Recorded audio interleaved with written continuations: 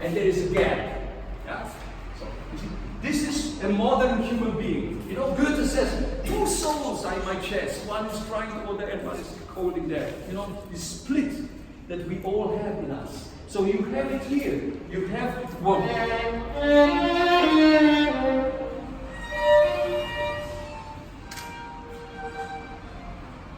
You can say male, female, it doesn't matter how you call it, but it is these two fundamental things. It's like polarity. But you see, if there is no polarity, there is no life.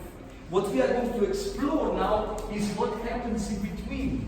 How does this polarity come together in the process of the masterpiece? How the living nature works. It works out of polarity and intensification in between. So what is your vision for the future, Miha? Well, first of all, I'm very interested in systemic changes right now. And systemic meaning is what is the really purpose of art in the world, as it is. So that is a systemic question. Because, in my opinion, we have a mess of societies because the art is not in the right place. That's the point. We have put it into the exile. The art. So, and there has been enough evidence if art enters, for instance, devastated part of inner cities, and you bring in galleries and arts and so on, you can simultaneously reduce police force by 50% or 60% because it completely something new enters the area. So the problem that I'm trying to address is a composition of society. This is my sort of one of the big issues. What is the condition in which society can be recomposed? Because society should be composition, but it's not. It is left to a chance, which means the three great domains of society, namely cultural life, politics and business, they are mixed in a strange ways. They need to be demixed and recomposed.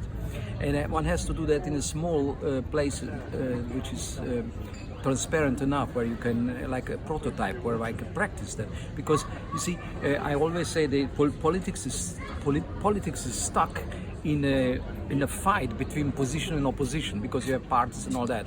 And what is missing is something in between, which is composition, which is the next level. It's the same archetype that I always use when I work with my audiences. The point is that systemically, art, the position of the art in society, and society to be composed in such a way that it makes possible for human individual to unfold, because that should be ideal of society, to make a space where human beings can come to their real potentials. And what we have is this moloch of economy to which everybody tries to fit in and serve. So you become servant of economy instead of the other way around. The economy should serve human beings. There's no other meaning of economy but to serve human needs and human development. But what really happens is the other way around. We are all serving economy, aren't we? So you see, and in order to tackle these mega questions, which are systemic questions, one has to first prove or show that handling the arts in a proper way leads to human possibility to identify with what you do. Because in our case, when we work with the great masterpieces, you completely identify.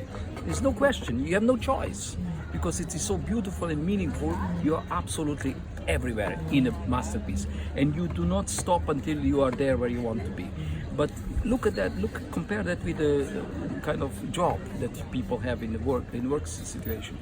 Well, it's very hard to identify with what you do. So how do we arrange the working place and the economical situation? How do we arrange that so people have a chance to identify? Because when you identify with something, then you start growing as a human being. But you do not identify with something that gives you no meaning. So the meaning is the main crisis that is underlying all different types of crises in which we are in the middle today, is the crisis of meaning.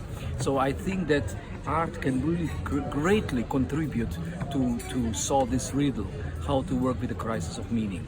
So what you're actually talking about challenges the architecture of capitalism. Of course it does. So how would do you have any vision of how that would look? Well, first thing that comes to my mind is that you cannot possibly own something if you don't have competences. You need competences to do something. You see that the problem is that there has to be some different approach to the ownership, and I'm not warming up communism or something like that, because they were also not competent, those who were running economy. But the question is, how can we bring the competence together with the responsibility? That's the key to solve this, and the ownership has to be rethought, because after all, we don't even own our bodies. We have them on the loan. So everything in the world is on the loan. Nothing is owned. But that's of course very hard to say when you have the system in place as it is right now. So you have to first start approaching this issue philosophically, but at the same time you have to work in such a way that you wake up people's ideals. Because today there are no more ideals around there. People are all pragmatic. It's all pragmatism. I go for something that is less work and more money also. So how do we enkindle in human beings idealism? That's missing, because when you have idealism, then you are willing to do things that do not feel so well at the moment, short term, but that they actually give a possibility for long-term evolutionary steps that are urgently necessary. At the end comes the beginning. Transformed beginning.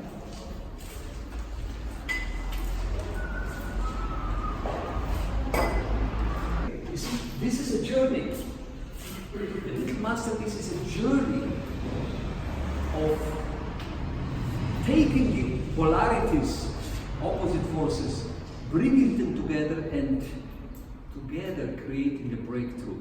But the breakthrough is not possible without letting go of the old.